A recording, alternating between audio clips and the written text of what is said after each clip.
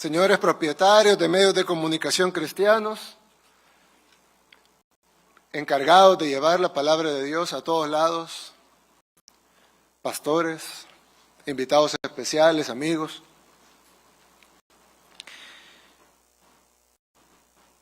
Como les dije hace un rato, El Salvador está viviendo una transformación que nadie puede negar.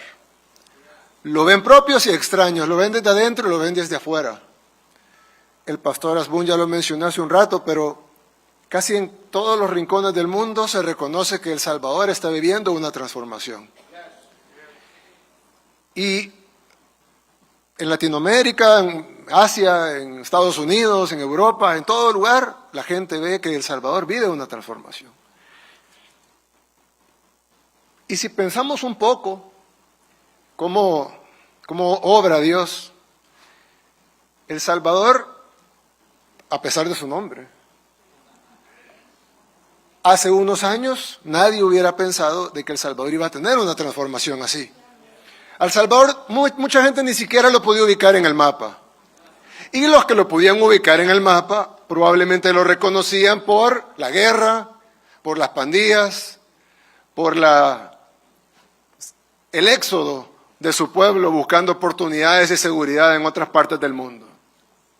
Era poco lo bueno que se conocía en nuestro país. Y no era para menos. Llegamos a ser la capital mundial de los homicidios. El Salvador tenía más homicidios per cápita que en las zonas de guerra. Había más homicidios acá que en Bagdad, había más homicidios acá que en África, cualquier país de guerra, en guerra en África. No había un tan solo país en el mundo que tuviera más homicidios per cápita que El Salvador. El país era, no en sentido figurado, literalmente el país más peligroso del mundo. No en los 80s en la guerra, no, hace poco, hace apenas unos años. El país más peligroso del mundo. Necesitaba una restauración, necesitaba una transformación y además se llamaba El Salvador.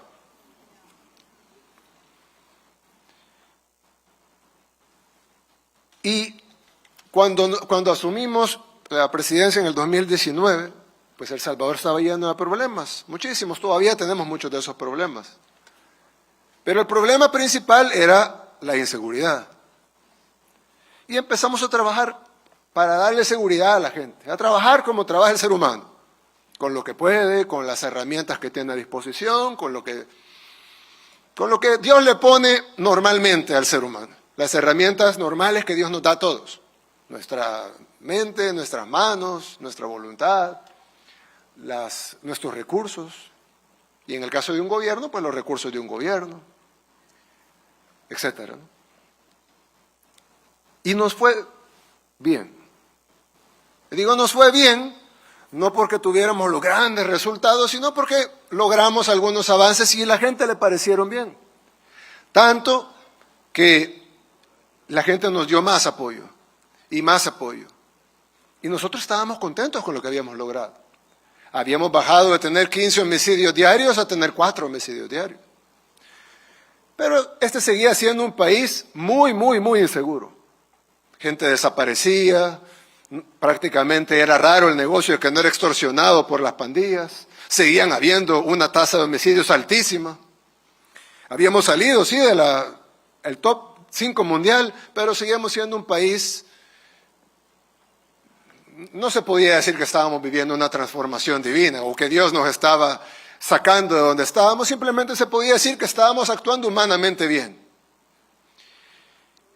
Antes, y he hablado de esto en otras ocasiones, no voy a aburrir con ese tema, pero yo siempre digo, cuando hemos hablado, pastor, con diferentes pastores, siempre hablamos de que cuando se libra una batalla en la tierra, se libra una batalla en el mundo físico, pero a la vez se está librando una batalla en el mundo espiritual.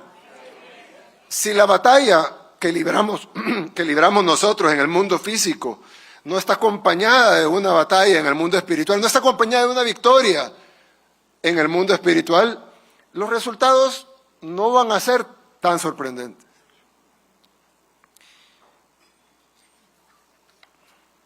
Y en el 2022, el año pasado, tuvimos el fin de semana más sangriento que habíamos tenido.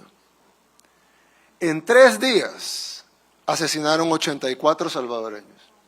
En un día asesinaron 60, en uno de esos 3 días asesinaron 62.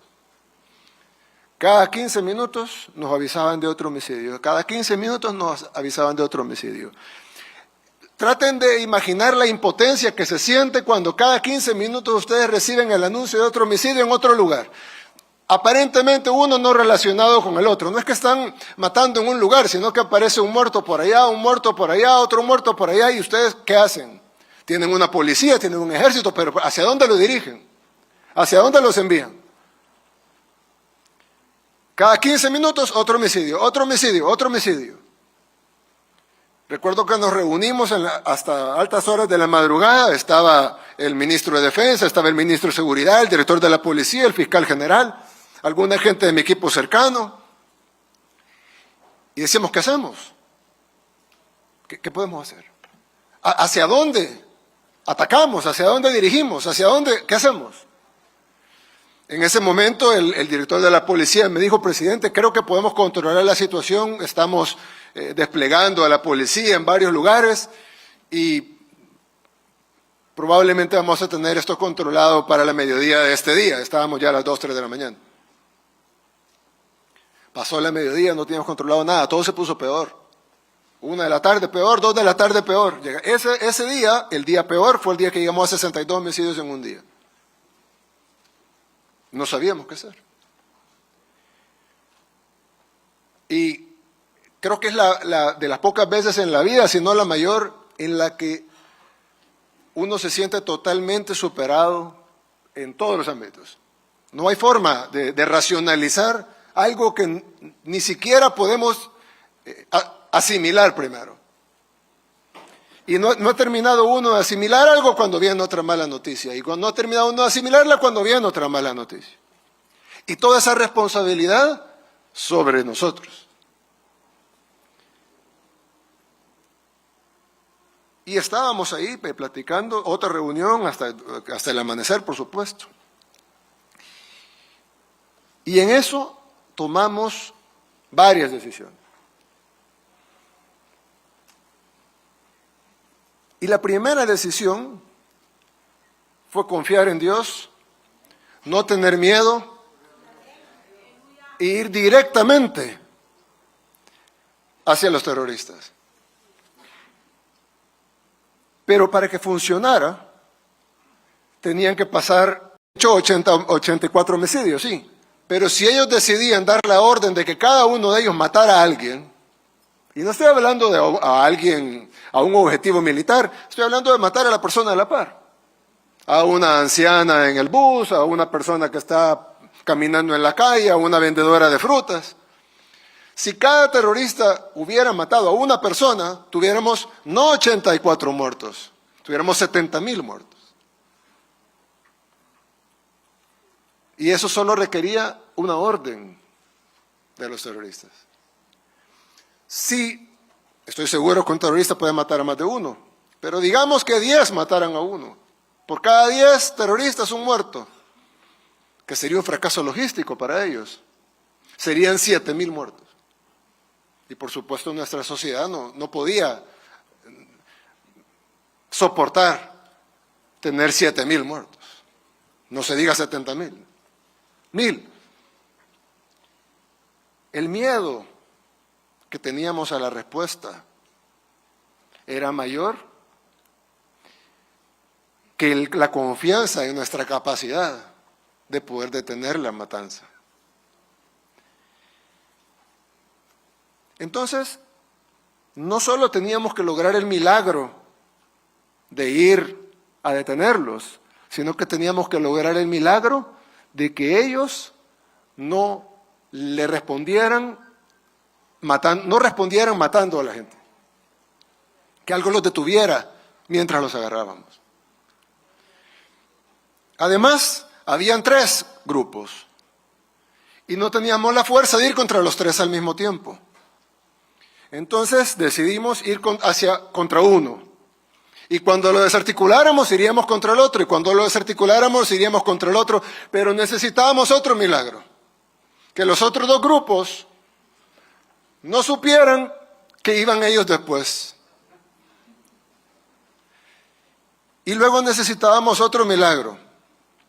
Y era que no ha habido no hay un tan solo ejemplo en la historia de la humanidad en donde un gobierno ha desarticulado 70,000 terroristas sin una tan sola baja civil.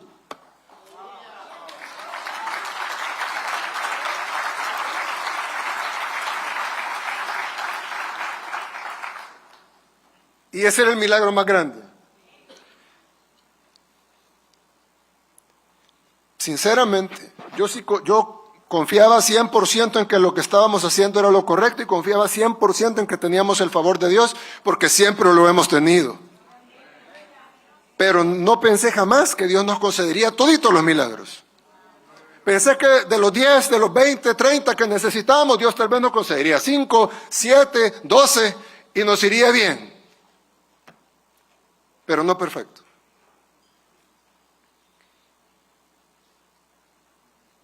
Y iniciamos la operación el día domingo.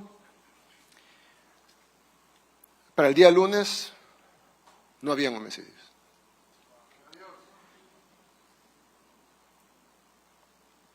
Los terroristas, los pandilleros, los mareros empezaron a esconderse. Corrían, huían despavoridos. Se escondían debajo de la cama, adentro de la pila, adentro de las alcantarillas. Huían. Las temibles pandillas que tenían aterrorizado a El Salvador, a Honduras, a Guatemala, a ciudades enteras en Estados Unidos, en Italia, las pandillas más temidas del mundo, corriendo despavoridas. ¿Quién puede lograr eso más que una guerra espiritual ganada?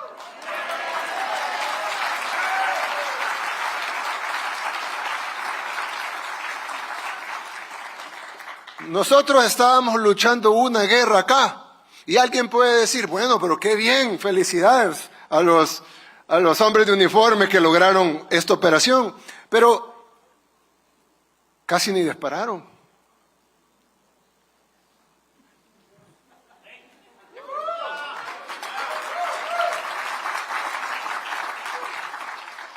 Porque la guerra se ganó a nivel espiritual. Y nosotros fuimos el reflejo de esa guerra espiritual. Aquí se vio el reflejo, así como un espejo. En el espejo se ve que algo se está moviendo, pero en realidad nada se mueve en el espejo. El que se está moviendo es uno y en el espejo se ve el reflejo. De igual manera acá nosotros nos vimos en las calles arrestando terroristas, pero realmente sobre el reflejo de lo que se había ganado en la guerra espiritual.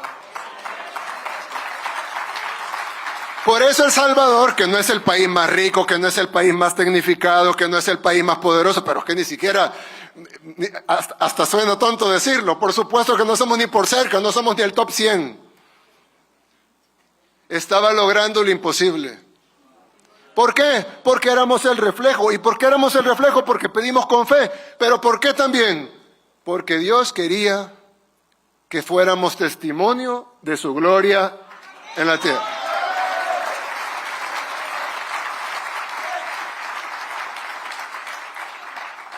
Así que nosotros nos aseguramos de siempre darle la gloria a Dios por lo que hemos logrado.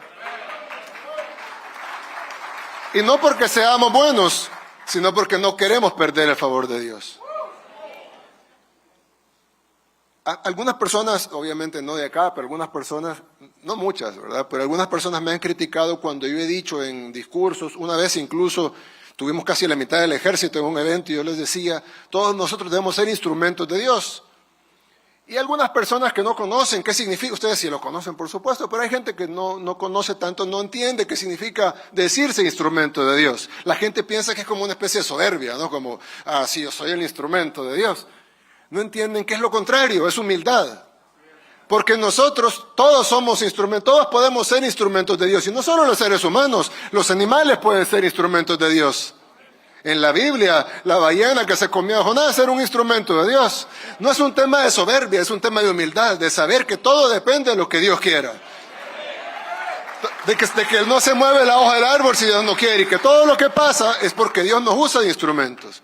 Dios usa como instrumentos a los médicos, Dios usa como instrumentos a todos, al que nos da un saludo en la calle, a cualquiera. Entonces nosotros sabernos instrumentos de Dios y permitirnos ser usados como instrumentos de Dios. No es soberbia, es humildad. Es saber que no dependemos de nosotros mismos, sino dependemos de aquel que está allá arriba y que maneja y controla y tiene todo el poder.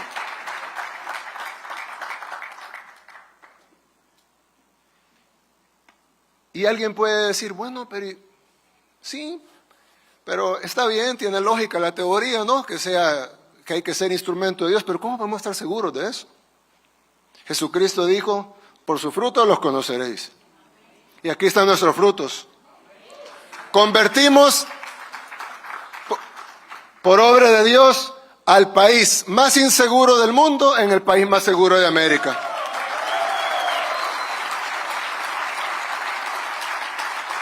Y cualquier persona puede venir y constatarlo. Cualquier persona de otro país puede ir tranquilamente a cualquier comunidad. Ahorita, al final de este evento, pueden ir a cualquier lugar, a cualquier comunidad, pueden ver una zona tal vez que se vea oscura, o que, no sé, de esas zonas que alguien pudiera pensar que son peligrosas. No se preocupen, que no hay ningún tan solo lugar en este país que sea peligroso ya. Decir eso después de que éramos el país más peligroso del mundo, es que muchas personas no comprenden la grandeza de la gloria de Dios cuando se manifiesta. Y eso que pasó aquí en El Salvador, y que vamos a trabajar para que siga pasando, porque la maldad siempre está al acecho. La maldad siempre está al acecho. Pero eso que pasó aquí en El Salvador, que ahora después de este evento cualquiera de ustedes puede irse a meter a cualquier lugar, caminar, se pierden, no importa, no pasa nada. No les va a pasar absolutamente nada. Todos están totalmente seguros en cualquier lugar, sin guardaespaldas, sin necesariamente que haya presencia de la policía o del ejército, en cualquier lugar. Pero esa manifestación de la gloria de Dios y el favor de Dios que El Salvador tuvo, yo creo que es más importante, o el objetivo de eso es mayor que simplemente traerle paz al Salvador. Para mí, como presidente de El Salvador, pues qué bueno que sea paz para El Salvador. Pero creo que el objetivo de Dios es mucho mayor. Es decirle a todas las naciones del mundo, pídanme, denme la gloria y yo sano su tierra.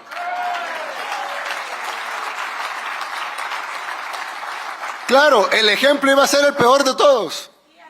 El ejemplo no podía ser agarrar un país medio pacífico, así como, qué sé yo, Uruguay o Chile, y hacerlo más pacífico. El ejemplo tenía que ser agarrar al peor y convertirlo en el mejor.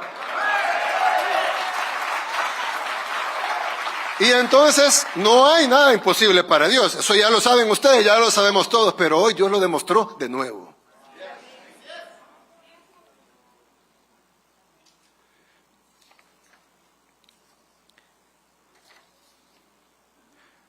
Yo les quiero pedir nada más dos cosas. Una, le quiero pedir siempre al pueblo salvadoreño, a muchos de aquí son del pueblo salvadoreño, les quiero pedir que siempre tengamos la humildad para darle la gloria a Dios y saber que el mal sigue acechando y que en el momento que dejemos de darle la gloria a Dios, el mal puede volver.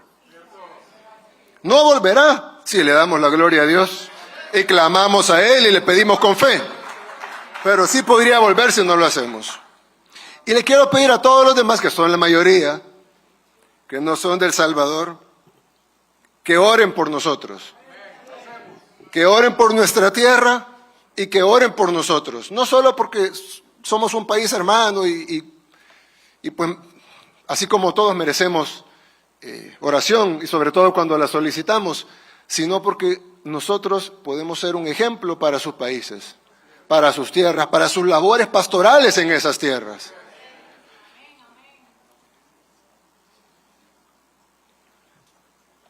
Nosotros debemos de, con todos los creyentes, debemos de saber que estamos en una gran batalla civilizacional en este momento. Ya lo mencionó el presidente de COICOM, pero es una realidad. Hay una batalla cultural, hay una batalla civilizacional en este momento. Sobre los valores, sobre la familia, sobre las cosas que antes eran consideradas universales, de repente ya no son tan universales. De repente son criticadas o son atacadas. Y esa batalla estamos obligados a ganarla. Pero al igual que nuestra batalla contra la criminalidad, contra la delincuencia, contra el terrorismo, la batalla tiene que ser ganada principalmente a nivel espiritual. Para que luego Dios nos llene de los argumentos, de las herramientas para poder ganar la batalla aquí. De la misma manera que El Salvador ganó la batalla en el terreno espiritual y luego se vio reflejado acá, arrestando 70,000 terroristas sin bajas civiles. De esa misma manera, cualquier batalla puede ser ganada. Pero ellos tienen medios de comunicación poderosos, ellos tienen... Sí, claro, nosotros teníamos 70,000 terroristas armados hasta los dientes, atacando a nuestra gente. Pero Dios nos dio la victoria. Entonces Dios también nos puede dar esta victoria. Sobre todo porque es la causa justa. Y esta batalla es una batalla por las almas. No es una batalla por territorio, no es una batalla por dinero, no es una batalla por conquista. Es una batalla por las almas. Y ustedes son guerreros de esas almas. Siempre lo han hecho, ya desde muchos años. Por eso están reunidos acá. Y me imagino yo que como las cosas no se dan por casualidad, me imagino yo que Dios quiso que se reunieran acá precisamente para darles las herramientas, darles la palabra, para que puedan salir y ganar las almas.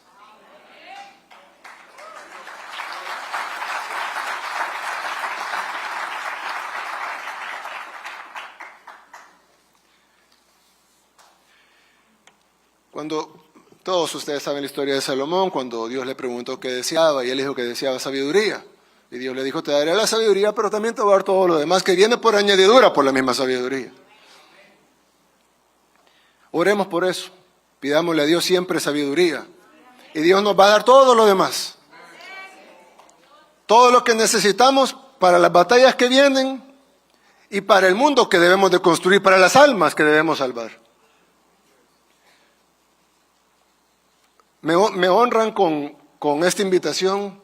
Ustedes son hombres y mujeres de Dios, gente que le ha dedicado su vida entera al Señor. Eso no es algo pequeño, eso es algo inmenso. Sigamos pidiendo, sigamos orando, sigamos luchando esta batalla en el terreno espiritual y todo lo demás se va a reflejar aquí en la tierra. Que Dios los bendiga a todos. Sepamos que sin Dios nada es posible, pero con Dios todo es posible.